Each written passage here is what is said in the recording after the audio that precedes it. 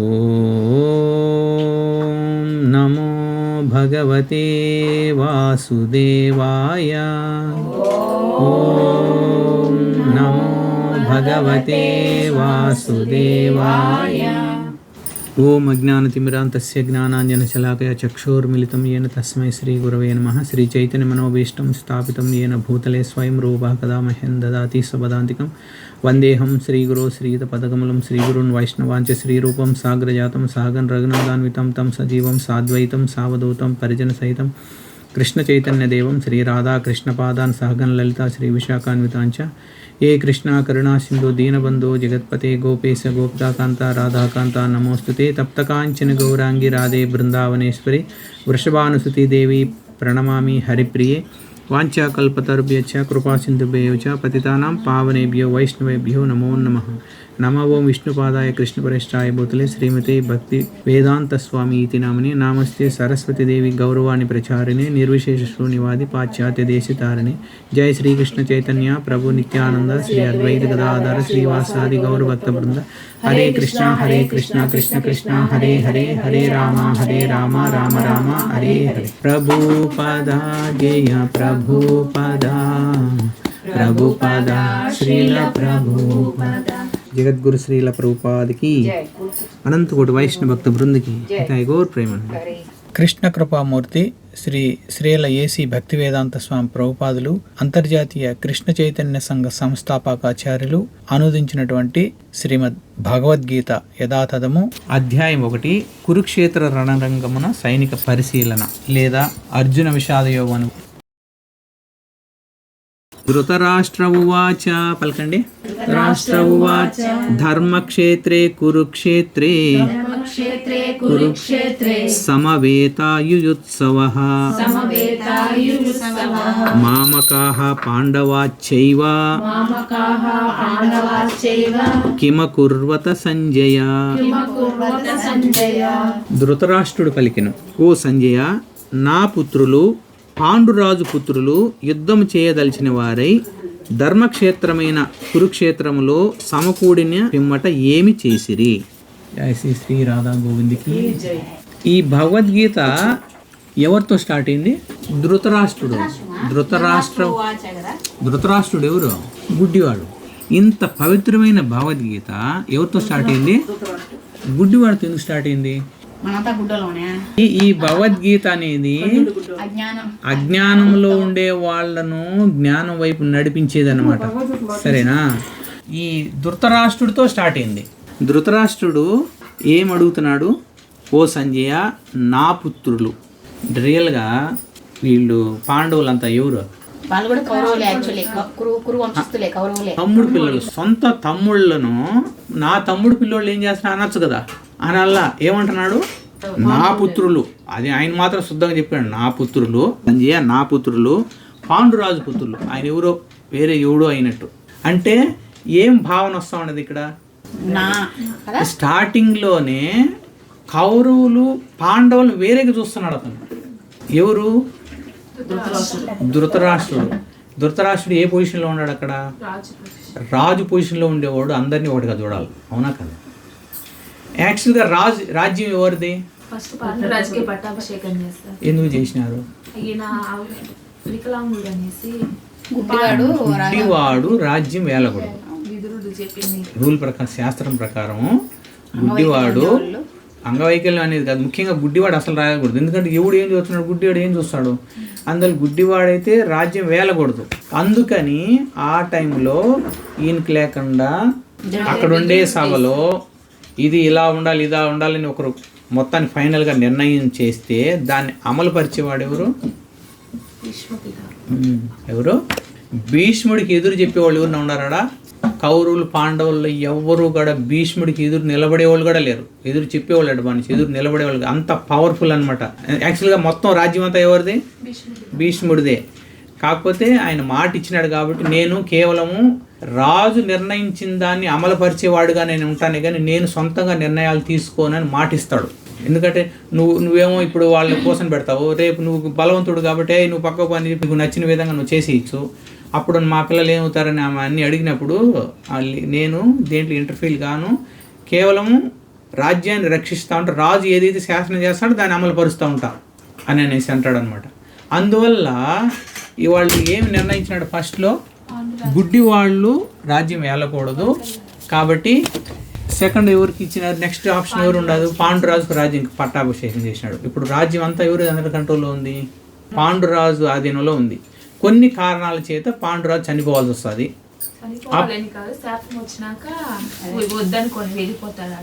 కారణం అది ఓకే, దాని మళ్ళీ స్టోరీ లేకపోతే ఎక్కువ అవుతుంది, మీకు అందరికీ తెలిసిన విషయమే అది. ఎందుకంటే ఆయన కలిసి టైంలో జింకల రూపంలో సంభవం చేస్తారంటే జింక అనుకొని వేటాడతా షూట్ చేసేటప్పటికి ఈ రోజు నుంచి నువ్వు మీ ఆవిడతో కానీ కలిసావంటే నువ్వు చనిపోతావు అని వాళ్ళు శాపం ఇస్తారు. కాబట్టి ఇంకా అప్పటి నుంచి భయపడి ఇంకా అతను కలవకుండా ఉంటాడు. ఆ విషయం వాళ్ళకి చెప్తాడు. కానీ ఒకానొక స్టేజ్లో కంట్రోల్ చేసుకోలేక చిన్న భార్యతో కలుస్తాడు. ఆయనకు అర్థం అయిపోయి చనిపోతున్నానని. అప్పుడు మాద్రి ఎవరు కుంతి మాత చెప్తుంది, నాకు ఒక వరం ఉంది, నేను ఎవరినైతే ప్రార్థిస్తానో వాళ్ళ ద్వారా పిల్లలు పుట్టేదానికి ఆస్కారం ఉండదు, మీరు అనుమతిస్తే నేను ప్రార్థిస్తా అన్నప్పుడు ఎవరిని ప్రార్థించాలని కూడా అడుగుతుంది ఆమె. అప్పుడు ఫస్ట్ వచ్చి యమధర్మరాజు చెప్తారు. యమధర్మ ప్రార్థించినప్పుడు ధర్మరాజు పుడతాడు. వాయుదేవుని ప్రార్థిస్తే భీముడు వచ్చాడు. థర్డ్ వచ్చి అర్జునుడు, ఎవరిని ఇంద్రుని ద్వారా అర్జునుడు వచ్చాడు. వీళ్ళు ముగ్గురు పుట్టిన తర్వాత ఆయన సైలెంట్ అయిపోయింది. ఆమె సైలెంట్ అయిపోయేటప్పుడు మాదిరి వచ్చింది అనమాట. మీకేమో ఎదురు పిల్లలు పుట్టారు, మరి నాకు కూడా ఉంటే బాగుంటుంది కదా అని అన్నప్పుడు ఆయన చెప్తాడు, ఆమె కూడా ఉపదేశించు మంత్రాన్ని అని. అప్పుడు ఆయన చేసినప్పుడు ఆమె అశ్విని దేవతలను ప్రార్థిస్తుంది. వాళ్ళని ప్రార్థిస్తే ఆమెకి ఇద్దరు పుడతారు. సరేనా, అశ్విని దేవతలు సూర్యపుత్రుడు. ఇప్పుడు రాజ్యం వెళ్ళడానికి రాజు లేడు, వీళ్ళు చిన్న పిల్లోళ్ళు కదా, అప్పుడు చిన్న పిల్లోళ్ళు కదా. కాబట్టి టెంపరవరీ రాజుగా ఆపధర్మరాజుగా ఎవరిని పెట్టారు, ధృతరాష్ట్రుని పెడతారు. భీష్ముడు చూసుకుంటా ఉంటాడు. పిల్లవాళ్ళు పెద్దోళ్ళు అయిన తర్వాత మళ్ళీ ఎవరో ఒకటి చేయాలనుకున్నప్పుడు ఎవరికి చెప్పాలి, ధర్మరాజుకి రావాలి. కానీ వీళ్ళు రాజకీయం చేసి ఇతను యువరాజుగా పెట్టుకుంటారు. ఎవరిని, దుర్యోధుడిని. అప్పుడు కొంత రాజ్యాన్ని కూడా డివైడ్ చేస్తారు. అప్పుడు డివైడ్ చేసి వాళ్ళు కొంత వీళ్ళు కొంత అన్నప్పుడు మళ్ళీ దాన్ని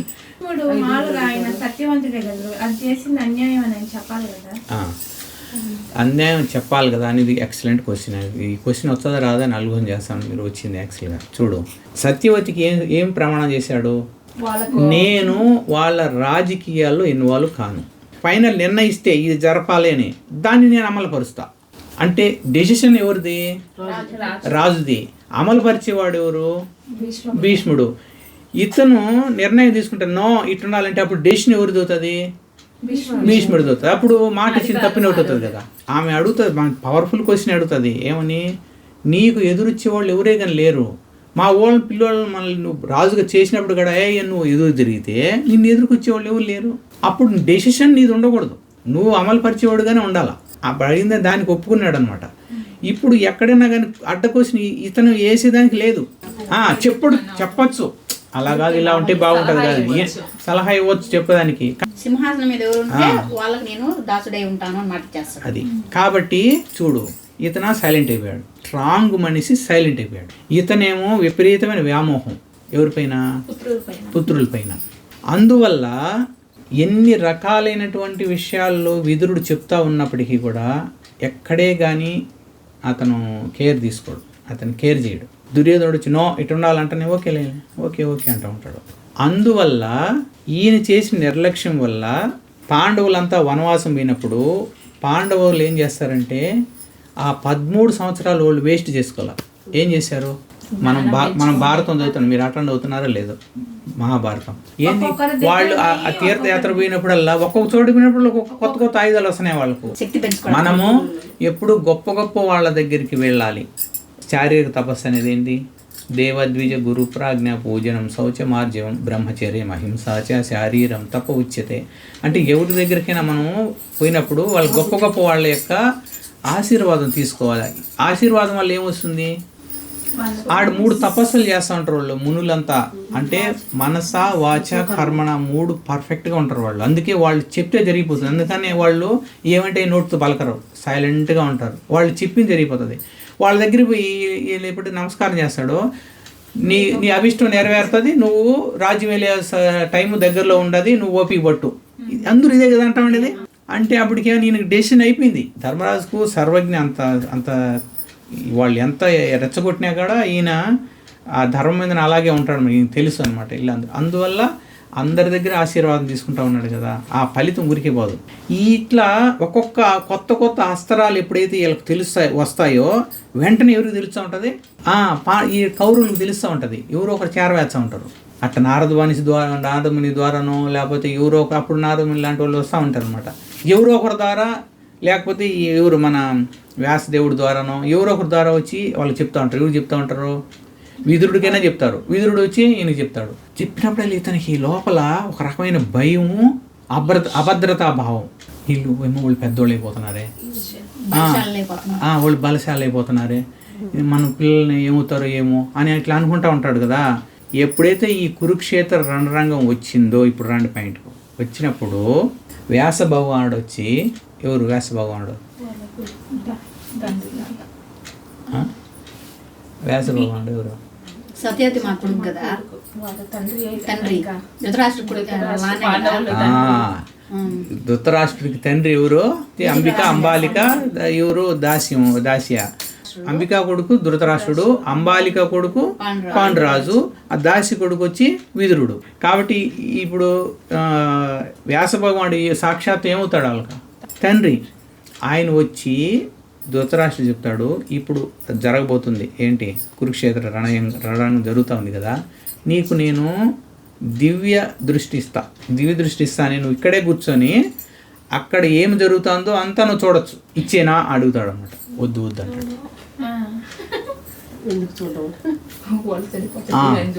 ఎందుకు వద్దంటాడు?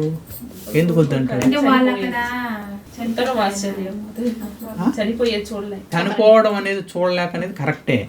ఆ భావన ఎందుకు వచ్చింది? నమ్మకం లేదు కాబట్టి ఇతనికి లోపల భయం ఏముండదంటే, మా కొడుకులు పాండవుతో ఎంత గోళ్ళు కాదు, వాళ్ళు దివ్యాస్త్రాలు ఉన్నాయి, వాళ్ళు ఎవరిని మన వాళ్ళందరూ చంపేది నేను చూడలేను, సరేనా, నాకొద్దు, ఇంకెవరికైనా వాళ్ళు చెప్తాంటే నేను వింటా, సరేనా. అందుకని సంజీవుడికి ఇచ్చినాడు ఆయన, వాళ్ళ శిష్యుడికి దివ్య దృష్టి.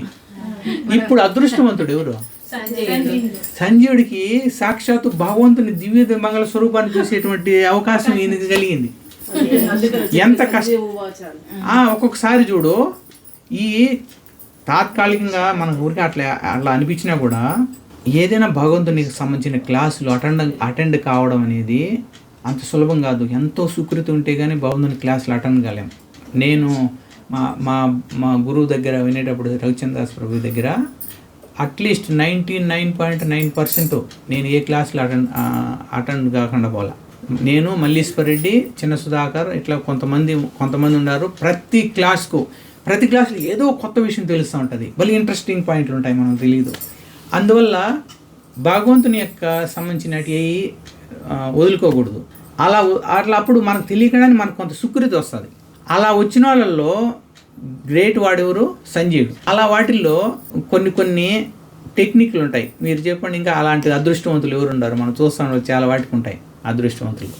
మీకు ఐడియా ఏంటి, ఎవరు ఉన్నారు అదృష్టవంతులు? అలా యాక్చువల్గా వాళ్ళకి అర్హత లేదు, కానీ వేరే వాళ్ళ ద్వారా అర్హత వచ్చేస్తుంది ఊరికేనే. అంటే వేరే ఏదో ఒక విషయం ద్వారా అర్హత వచ్చేస్తుంది.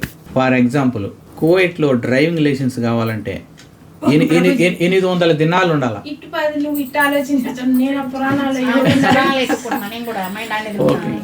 నేను ఇప్పుడు చూడండి అని చెప్పిన, 800 దినాలు ఉండాలి డ్రైవింగ్ లైసెన్స్ ఉండాలంటే.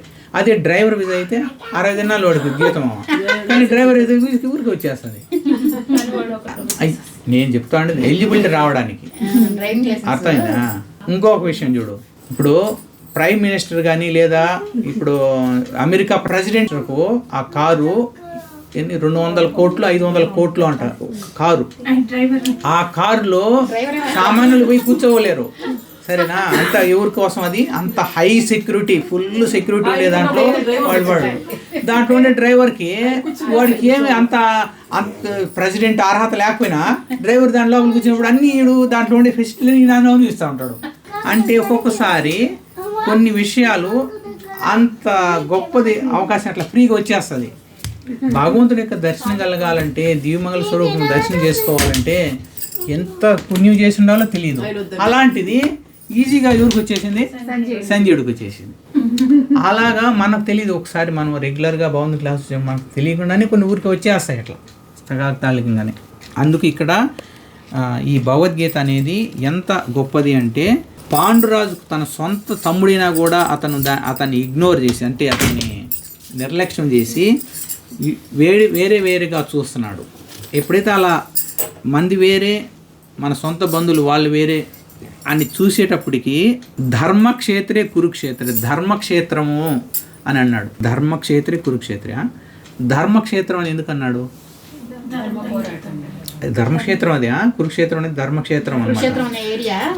చాలా ధర్మక్షేత్రం అన్నమాట అది. అందువల్ల మనకు భాగవతంలో చూసినప్పుడు, భాగవతం చదివినప్పుడు చాలా చాలా ఇబ్బందులు పడిన పాప ప్రక్షాళనలన్నీ కూడా ధర్మక్షేత్రం దగ్గర, కురుక్షేత్రం దగ్గర ఉండే వాటిలో తీర్థయాత్రలు తీర్థస్థానాలు మునిగినప్పుడు పోతాయి. ఆ స్థలంలో అడుగు పెడితేనే ఎంతో పుణ్యం వస్తుంది అనమాట. అందుకని చాలా చోట్ల కృష్ణ భగవాన్ యొక్క 16,500 భార్యలు, ఋషులు అందరూ కూడా లాస్ట్లో మన కృష్ణ భగవాన్ యొక్క ప్రస్థానం ముగిసే ముందర ఒకసారి అందరిని కలుసుకోవాలని అక్కడికి వెళ్తారు. వెళ్ళినప్పుడు అందరూ వస్తారు అక్కడికి, ఆ కురుక్షేత్రం కాడికి. అప్పట్లో అంతవరకు ఎంతో వియోగంగా ఉండే ఎవరు వీళ్ళు గోపికలు కూడా వస్తారు అక్కడికి. వాళ్ళు అట్లా మళ్ళీ అది సబ్జెక్ట్ డైవర్షన్ అవుతుంది. చెప్పేది అంటే అది ఎంతదంటే ధర్మమే గెలుస్తూ ఉంటుంది అక్కడ. ఇప్పుడు ఇతనికి పెద్ద డౌటు ఎందుకు, ధర్మరాజు ఎప్పుడు ధర్మంలో ఉంటాడు. ప్లేస్ ఎంచుకునింది ఏంది, ధర్మమే గెలుస్తుంది అనే ప్లేస్ ఎంచుకున్నారు.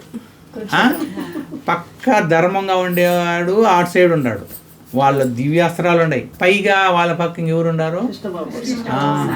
సాక్షాత్ కృష్ణ భగవానుడు కూడా ఉన్నాడు. అందుకు ఈయనకి లోపల ఏమవుతుంది, ఉడికి అందుకు వద్దని నేను ఎందుకు చెప్పినాడు, దివ్య దృష్టి చూస్తా వాళ్ళ పిల్లకాయలందరూ మరణాలను చూడలేను అనుకొని అతను అప్పుడు వద్దన్నాడు అనమాట. ఇప్పుడు ఇక్కడ ఒక విషయం చెప్పండి, నేను ఇంత బాగా డీటెయిల్గా అర్థమైంది కదా ఎందుకు వద్దన్నాడని. మామూలుగా అయితే ఏం చేసి ఉండాలి? ఇప్పుడు క్వశ్చన్ నేను అడుగుతున్నాను మిమ్మల్ని, ఇంతసేపు విన్నారు మీరు, సరేనా? ఏం చేయాలా? వీడికి డౌట్ కంపల్సరీగా. ఇతని డౌట్ ఏంది, ధర్మక్షేత్రంలో ఉండారు, ధర్మం పక్క సాక్షాత్తు ధర్మంగా ఉండేటువంటి ధర్మరాజు ఉన్నాడు, వాళ్ళ పక్క సాక్షాత్తు భగవంతుడు ఉన్నాడు. ఇన్ని వాళ్ళకి అనుకూలంగా ఉండేటప్పుడు ఖచ్చితంగా వీళ్ళు వేడిపోయేటువంటి అవకాశం ఉండాలని తెలిసినప్పుడు ఏం చేసి ఉండాలి ఇతను? ఆపేయండి, అర్థం వాళ్ళకి ఇచ్చేసేయండి, అర్థం మీరు తీసుకోండి అని అంటే ఎవరైనా ఎదురు చెప్పేవాళ్ళు ఉన్నారా ఇతనికి? దుర్యోధనుడు ఎదురు తిరుగుతాడని చెప్పేసి ఎదురు తిరుగుతాడని మీకు నమ్మకం ఉంది? ఎవరికి చేతులు ఎత్తండి.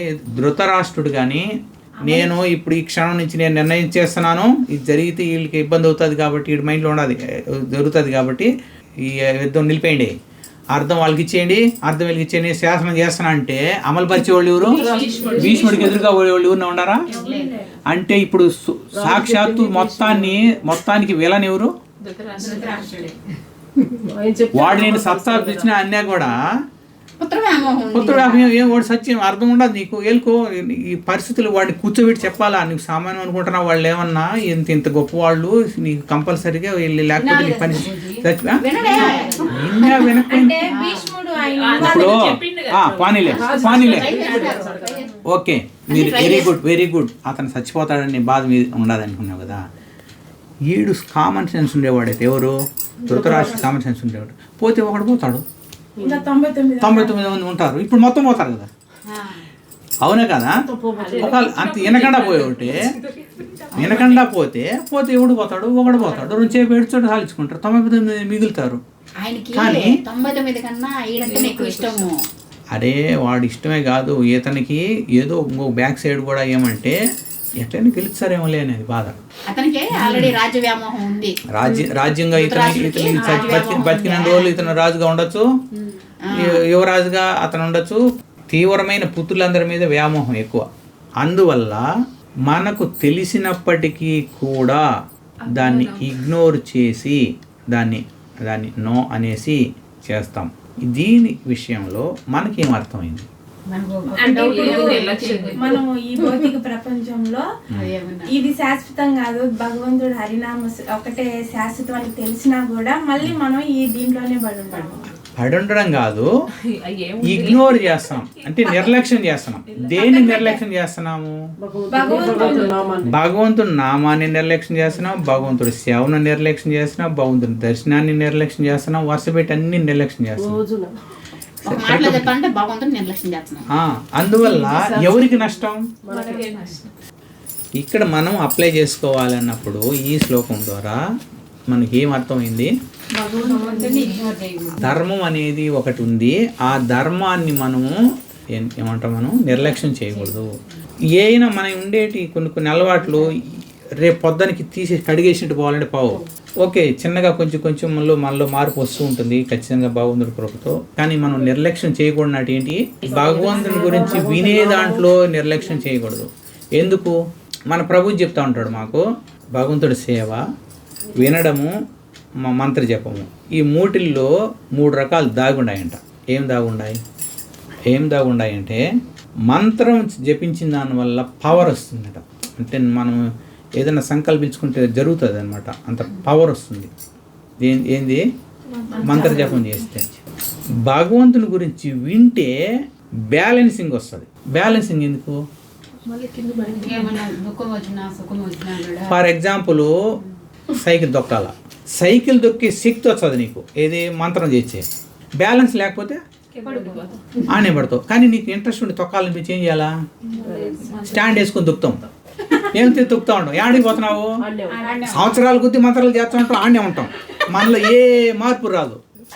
ఏమన్నా ఎవరు ఒకరు భగవద్గీత తెచ్చుకునేమంట, అంటే యథాతథం అట్నే పెట్టున్నాను, యథాతథంగా అట్టే పెట్టున్నాం దాంట్లో, సరేనా? అంటే వస్తూ ఉంటారు, రెగ్యులర్గా రావడమేమో అట్లాగే ఉంటారు వాళ్ళు. అది పెద్దగా మార్పు రావు, ఏదో కొంచెం సామాన్యంగా. అది మనసు అంట, అన్నం చేస్తామా, అన్నం చేసినప్పుడు పొడిగా ఉండాలని కొందరు అంటారు.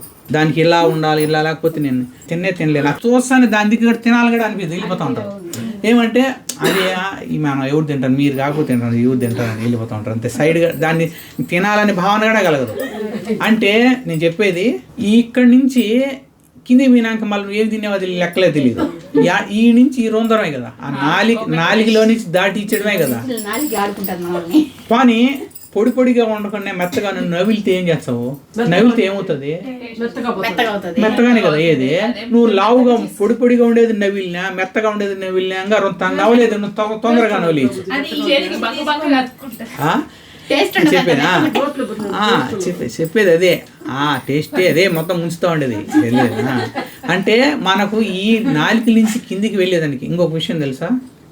తినగవేమో అంటే ఏంటి? ఏదైనా సరే, బాగలేనిదైనా సరే నోట్లో వేసుకొని కొంతసేపు నవలండి. ఫస్ట్లో నోట్లో వేసుకున్నప్పుడు బాగుండదు, కానీ నవ్వులుతూ ఉంటే నవలంగా టేస్ట్ వచ్చేస్తుంది. మీరు గమనించండి. నేను శాస్త్రాలు చెప్పింది ఇది. నువ్వు నోట్లో వేసుకుంటే చప్పగా ఉండదు అనుకో, కొంతసేపు నవ్విన తర్వాత అదే నీకు టేస్ట్గా మారిపోతుంది, సరేనా? కాబట్టి అంటే సాధన మీద అది కంట్రోల్ అయిపోతుంది, ప్రాక్టీస్ మీద కంట్రోల్ అయిపోతుంది అనమాట. అందుకని బ్యాలెన్స్ లేకపోతే పడిపోతాం. అందువల్ల కింద పడిపోతాం, అంటే మన ప్రోగ్రెస్ ఉండదు, భక్తిలో ముందుకు వెళ్ళదు. దీనికి బెస్ట్ ఎగ్జాంపుల్ ఫైనల్ కంపెనీ లేకపోయినాం. ఫస్ట్లో లోపల కంపెనీ లేకపోతానే ₹1,00,000 శాలరీ ఇచ్చేసినారు. రోజు ఫస్ట్ డేనే ₹1,00,000 ఇచ్చేసినారు. అబ్బా, వాడికి ఆనందానికి అడుగులు లేదు, సూపర్గా ₹1,00,000 అన్ని పెట్టుకున్నాడు, సరేనా?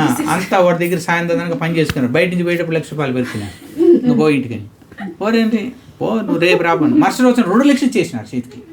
ఓమా, ఈరోజు చాలా గ్రేట్ అని. దాన్ని నువ్వు ఏమీ చేయలేవు. ఏం కావాలంటే ఆ కంపెనీలోనే పోయి, ఆ కంపెనీలో ఏముంటుంది? ఏమన్నా తినేటి కొనుక్కొని తింటాం, అంతకంటే ఇంకేం చేసేది ఏముండదు, సరేనా? పొద్దున్న నుంచి సాయంత్రానికి పని చేసుకుంటారు, మళ్ళీ పోతాను ₹2,00,000 పెట్టుకుని. మరుసటి ₹1,00,000 కూడా ఇచ్చినారు, కానీ ₹1,00,000 కూడా ఏం చేస్తాం? మళ్ళీ బయటకు వచ్చేటప్పుడు తీసుకుంటాడు. 4 రోజులు అంతా పని చేసి వాళ్ళ ఇంటికాడికి వచ్చినాక నువ్వు సూపర్ బాగా గ్రేట్ అంటారా?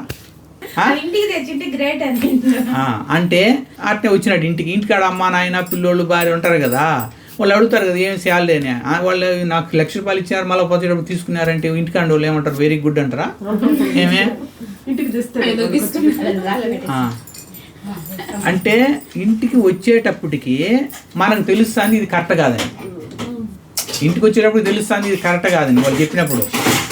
ఈ శరీరంలో ఉండేటప్పుడు రకరకాలుగా కష్టపడతాము, పొద్దునుంచి మాటలు అనక అన్ని రకాలు కష్టపడతాం, అన్ని వెనక చేస్తాం. శరీరం వదిలేసి వెళ్ళిపోతాను, వస్తాను ఏదన్నా ఏది రాదు. కానీ సచ్చి బతికి కోట్లు లక్షలు సంపాదించి అన్ని పెట్టేసి బయటకు పోయేటప్పటికి నీ కొడుకులు నీ చేతులు రారు, నీ భార్య చేతులు రారు, ఎవరు రారు, మొత్తం అంతా అడుగులు పెట్టేసి పోతాం. ఇది యథార్థమా కాదా? యథార్థం. కనీసం మనం చేయాల్సింది ఏంటి? భగవంతుని సేవలకు అటెండ్ కావాలి, భగవంతుని గురించి వినాలి, భగవంతుని సేవలో పాల్గొనాలి, భగవంతుని నామం జపం చేయాలి. వీటిని వదలకూడదు. భగవంతుడు చెప్తాడు, యజ్ఞోదానం తపకర్మ నత్యాజ్యం కార్యమేవ తత్ యజ్ఞోదానం తపస్సేవ పావనాని మనీషినం. అంటే యజ్ఞము, దానము, తపస్సు ఈ మూడుని చచ్చేంత వరకు వదలకూడదు. ఎందుకు వదలకూడదు అంటే పవిత్రులు కూడా ఇంకా పవిత్రులు చేస్తాయట. నేను పవిత్రుడు అయిపోయినాను, ఇంకా నాకు అవసరం లేదు కాదు, పవిత్రుని కూడా ఇంకా పవిత్రుడు చేస్తాయన్నమాట. ఈ యజ్ఞము, దానము, తపస్సు అనేటివి ఈ మనం చేసే సేవల్లో ఉంటాయి. తపస్సు ఏంటి? పొద్దున్నే లేచి భగవంతుని సేవలు చేసుకోవడం అనేది తపస్సు. తపస్సు అంటే ఏంటంటే మనకు ఇష్టం లేకపోయినా భగవంతుని కార్యక్రమాలు ప్రాపర్గా చేయడమే తపస్సు. అవన్నిట్లో వస్తాయి. మాల ఉండదు, రోజుకి ఇన్ని మాలలు చేయాలనుకుంటాము, రెండుసేపు నాకు అలసిపోయి వద్దులే అనుకుంటాము, అంటే ఆ రోజు వదిలేసినట్టు. అప్పటికి ఆ వదలకుండా నేను ఎట్లయినా చేస్తానని దృఢ సంకల్పం ఉండడమే తపస్సు. యజ్ఞం ఏంటి? జపయజ్ఞం ఓకేలే.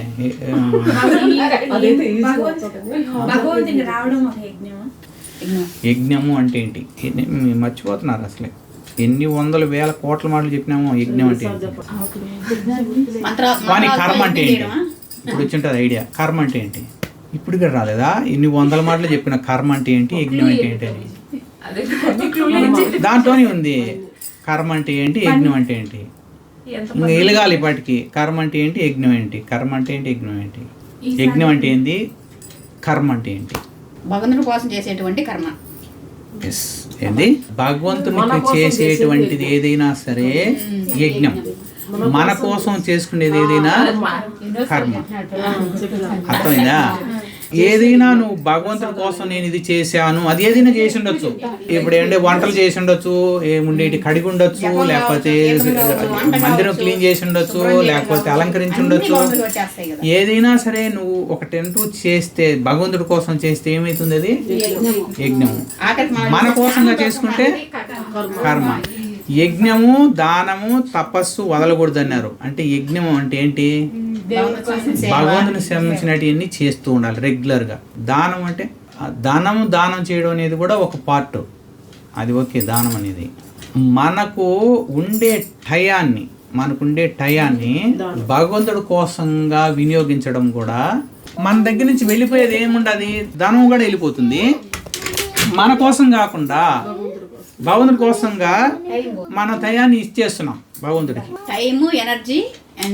అంటే మన సమయాన్ని, మన యొక్క శక్తిని, మన యొక్క యుక్తిని కూడా భగవంతుడి కోసం ఇవ్వాలి.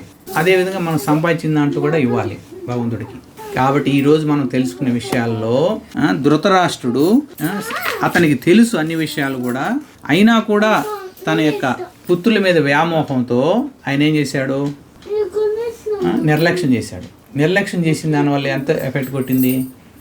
అదేవిధంగా మన మనస్సు మీద వ్యామోహంతో మనము బుద్ధి చెప్పింది వినం, మనసు ఏది చెప్తే అది వినేస్తాం, అది వ్యామోహం. అలా నో అని చెప్పగలగాలి అనేది మనం స్టార్ట్ చేయాలి. అలా చెప్పగట్టే ఇప్పుడు మనం అందరం ఇక్కడ కూర్చోవడం. ఎస్ అనంటే ఆడి ఉందాము, టీవీ చూసుకుంటాను, ఏదో ఒకటి గడిపేస్తా ఉన్నాము, టైం ఏమో గడిగిపోతుంది వచ్చినా రాకపోయినా. కానీ మనం ఇక్కడ దాన్ని నో అని చెప్పగలిగినాం ఈ టైంలో. కాబట్టి బాగుంటుంది, దాన్ని టిక్ మార్క్ వేసుకుంటాం, ఎస్ వీళ్ళు ఈరోజు అటెండ్ అయ్యారు అని. కాబట్టి మనం ఈరోజు చెప్పండి ఏమి తెలుసుకున్నారు, ఊరికి ఒక పాయింట్ అన్నా నాకు ఆనందంగా ఉంటుంది. Very good. అగ్రహారం ఎందుకు పాడు కావాలి? సరే, ఓకే ఓకే,